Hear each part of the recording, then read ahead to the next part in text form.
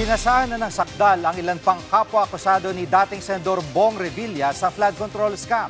Live mula sa Sandigan Bayan, nangunguna sa balita si mobile journalist Arles De Los Santos.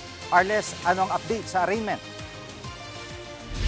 Jiggy, pasado alauna nga ng hapon ngayong araw ay dumating dito sa Sandigan Bayan ang mga akusado kung saan binasahan sila ng sakdal para sa kasong graft kaugnay ng 92.8 million pesos na Ghost Flood Control Project sa Pandi, Bulacan.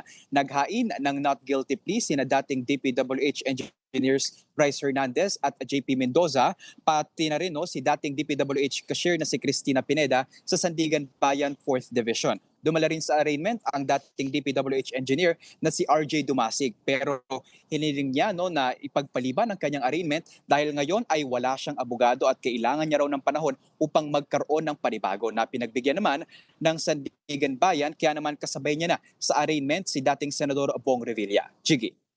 At Arles, kailan ang magiging arraignment ni Revilla?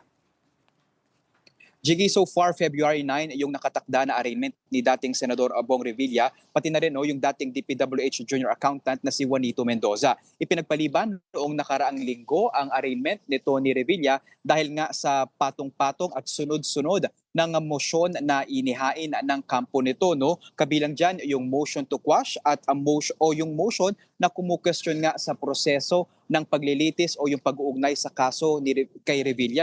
Samantala, Jiggy, sa February 13 naman ang stipulation of facts at marking of exhibit and evidence para kina Hernandez, Mendoza, gayon din kay Pineda. Pati na rin kay dating DPWH engineer Emelita Huat na nauna ng binasahan ng sakdal at naghain ng not guilty plea dito pa rin sa Sandigan Bayan.